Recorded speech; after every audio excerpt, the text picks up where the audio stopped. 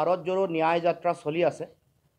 এই সমগ্ৰ যাত্ৰাটোৰ নেতৃত্ব গ্ৰহণ কৰিছে ৰাহুল গান্ধী ডাঙৰীয়াই আৰু ইতিমধ্যে সমগ্ৰ অসমৰ বিভিন্ন প্ৰান্তত জনতাৰ প্ৰচণ্ড সমৰ্থন সকলো ৰাইজে ইতিমধ্যে দেখিবলৈ পাইছে আৰু মানুহৰ ভিতৰত গুজৰি গুমৰিত থকা যিবোৰ কথা, মানুহৰ মৌলিক সমস্যা, জীৱন জীৱিকা, গণতন্ত্ৰৰ সংকট, প্ৰচণ্ড শাসকীয় ব্যৱস্থাই কৰা প্ৰচণ্ড অন্যায়, ন্যায়পালিকাক বুঢ়া আঙুলি দেখুৱাই সমগ্ৰ ন্যায় ব্যৱস্থাটোক ভেঙুচালি কৰা এনেকুৱা ধৰণৰ কথা বতৰাৰ খঙৰ বহিঃপ্ৰকাশ আমি ভাৰত জোড়ো ন্যায় যাত্ৰাত আমি দেখিবলৈ পাইছোঁ আৰু সেইকাৰণে জনসাধাৰণ সকলো ওলাই আহিছে ৰাজপথলৈ উন্মুক্তভাৱে আৰু সকলোৱে ঐক্যবদ্ধভাৱে যিবোৰ অন্যায় চলিছে, যিবোৰ দেশৰ গণতন্ত্ৰ, সংবিধান, আইন ব্যৱস্থাটোক সংকটলৈ ঠেলি দিয়া যিবোৰ কথা বতৰা, সেইবোৰৰ সম্পৰ্কত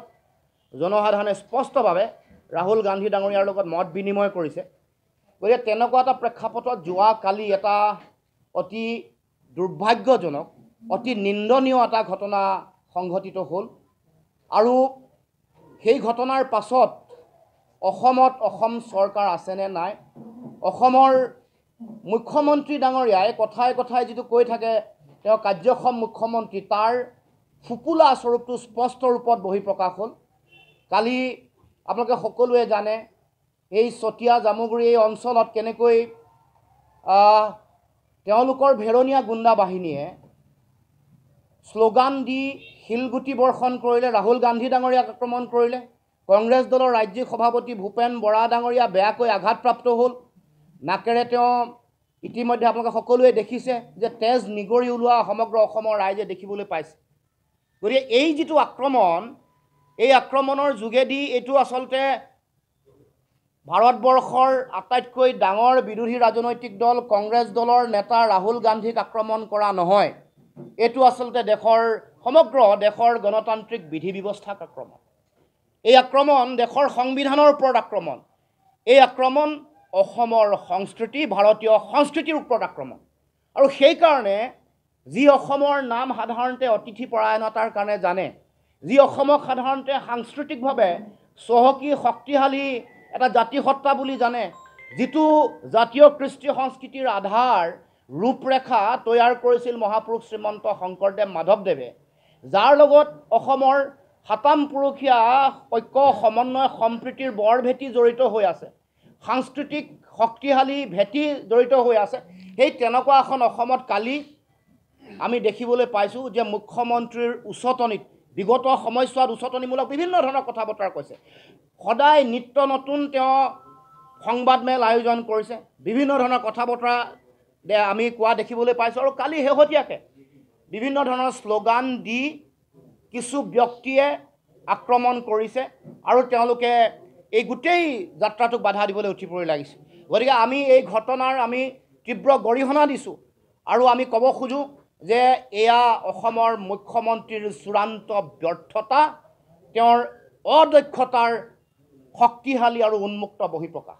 গতিকে এতিয়া আমি বিৰোধী ঐক্য মঞ্চ অসমে আমাৰ ফালৰ পৰা আমি দাবী উত্থাপন কৰিব খুজিছোঁ যে মুখ্যমন্ত্ৰীয়ে নিজৰ ব্যৰ্থতা স্বীকাৰ কৰি তেওঁ যিহেতু গৃহমন্ত্ৰীৰ দায়িত্বত আছে, তেওঁ পদত্যাগ কৰিব লাগে। কাৰণ সমগ্ৰ ভাৰতবৰ্ষৰ মানুহৰ প্ৰেক্ষাপটত অসমৰ প্ৰশাসন ব্যৱস্থা, অসমৰ চৰকাৰ, অসমৰ মুখ্যমন্ত্ৰীৰ ভূমিকা এইবোৰ সমগ্ৰ ভাৰতৰ মানুহৰ আগত উন্মুক্তভাৱে ওলাই পৰিছে। অসমত যে চৰকাৰ থকা নাই, অসমত যে জংগল ৰাজ চলি আছে, প্ৰশাসন ব্যৱস্থা বা সাধাৰণ জনগণ বা বিৰোধী শিবিৰৰ বিৰোধী দলৰ নেতাক যে তেওঁলোকে ৰক্ষণাবেক্ষণ দিব নোৱাৰে বা তেওঁলোকে নিৰাপত্তা দিব নোৱাৰে, সেই কথা স্পষ্ট ৰূপত প্ৰমাণ হৈছে।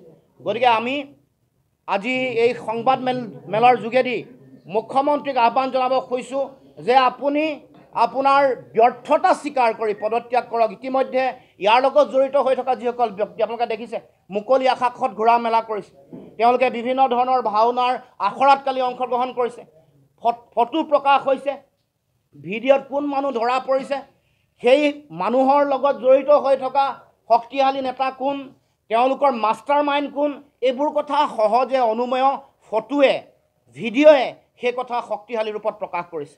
গতিকে আমি আজি দাবী উত্থাপন কৰিছোঁ তেওঁলোকক অনতি পলমে অনতি বিলম্ব নকৰাকৈ তেওঁলোকক কৰায়ত্ব কৰিব লাগে, অনতি বিলম্বে তেওঁলোকক কৰায়ত্ব কৰিব লাগে আৰু কঠোৰৰ পৰা কঠোৰতম শাস্তি দিব লাগে। আৰু অসমৰ মুখ্যমন্ত্ৰীয়ে বিৰোধী দলৰ নেতাক বা সামূহিকভাৱে অসমৰ আইন শৃংখলাজনিত গোটেই ব্যৱস্থাটো সুচাৰুৰূপে পৰিচালনা কৰিব নোৱাৰাৰ দায়ত তেওঁ পদত্যাগ কৰিবৰ কাৰণে আমি বিৰোধী ঐক্য মঞ্চই আমি দাবী উত্থাপন কৰিছোঁ।